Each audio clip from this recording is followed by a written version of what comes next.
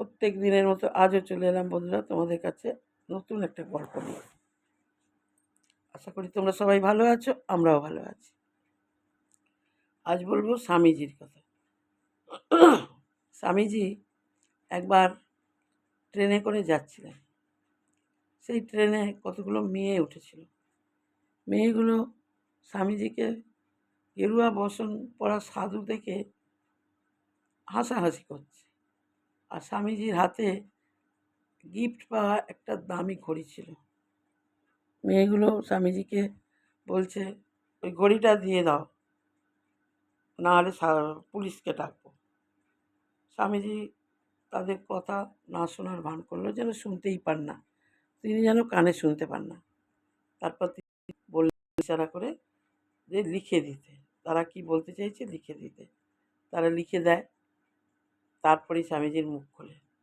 স্বামীজি বলেন যে ডাকো পুলিশকে, আমার কাছে প্রমাণ আছে। তখন মেয়েগুলো ভয় পেয়ে অন্য জায়গায় সরে যায়। একদিন আমেরিকার পথে হাঁটতে হাঁটতে দেখছি কতগুলো ছেলে টার্গেট করছে বন্দুকের। কিছুতেই তারা বন্দুকের টার্গেটে সফল হচ্ছে না, একটাও করতে পারছে না। তখন স্বামীজি তাদের থেকে বন্দুকটা চাইলেন। তারা প্রথমে ভাবলেন বাবা সাধু, বাবা আবার কী করে করবে। ও যাই হোক, তারা দিল। দেওয়ার পর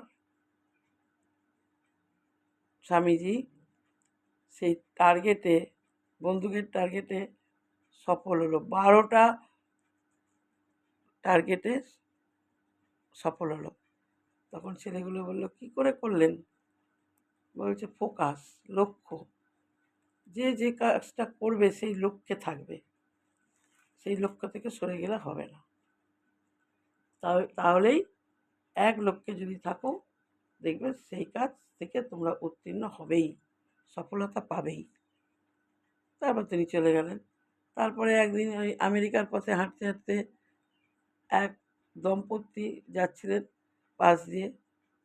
গেরুয়া বসন পরা স্বামীজিকে দেখে সেই দম্পতি স্বামীকে বলছে যে দেখো, এই মনে হয় জেন্টেলম্যান নয়, এমন পোশাক পরেছে। তখন আমেরিকার মানুষরা এই গেরুয়া বসন ব্যাপারে জানতো না। এই গেরুয়া বস্ত্র বিষয়ে অতটা জানতো না, প্রচলন ছিল না। যাই হোক, তখন স্বামীজি এই কথাটা শুনে সেই মহিলাকে বলেছিলেন যে আপনাদের দেশে দর্জি যে পোশাক তৈরি করে, সেই পোশাকে আপনাদের জেন্টেলম্যান করে, কিন্তু আমি যে দেশ থেকে এখানে এসেছি, আমাদের দেশে দর্জি করে না, মনুষ্যত্ব জেন্টেলম্যান করে। তখন দম্পতি খুব লজ্জা পেয়ে যায় এবং সেখান থেকে সরে যায়। তারপরে একদিন এক অনুষ্ঠানে মানে সমস্ত সাধু সন্ন্যাসীরা ছিলেন, স্বামীজিও ছিলেন এবং খ্রিস্টান সাধু সন্ন্যাসীরাও সেখানে ছিলেন।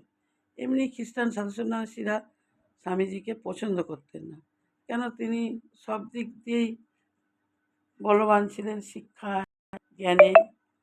তখন তারা কিভাবে জব্দ করবে সবসময় ভাবতেন সেই খ্রিস্টান সাধুরা। একদিন কী করলেন,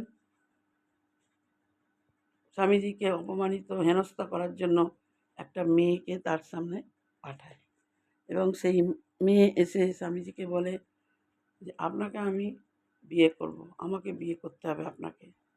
তখন স্বামীজি বললো কেন তোমাকে বিয়ে করব। তখন বললো যে হ্যাঁ, আমি বিয়ে করতে চাই একটাই কারণ, আপনার মতো পুত্র আমি জন্ম দেবো, আপনার সঙ্গে বিয়ে হলে আমি আপনার মতো পুত্র জন্ম দিতে চাই। তখন স্বামীজি সেই মেয়েটার পা দুটো ধরে বলেছিল যে না, পুত্র জন্ম কেন দেবেন, তুমি আমার মা, আমি তো পুত্র তোমার, তোমার সামনে পুত্র থাকা সত্ত্বেও তুমি পুত্র চাইছো কেন, আমি তোমার মা, আজ থেকে তুমি আমার মা, আমি তোমার পুত্র।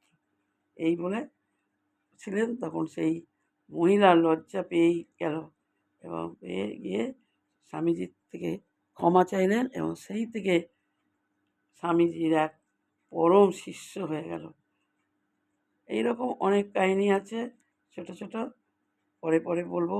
বন্ধুরা, কেমন লাগলো তোমরা কিন্তু জানিও।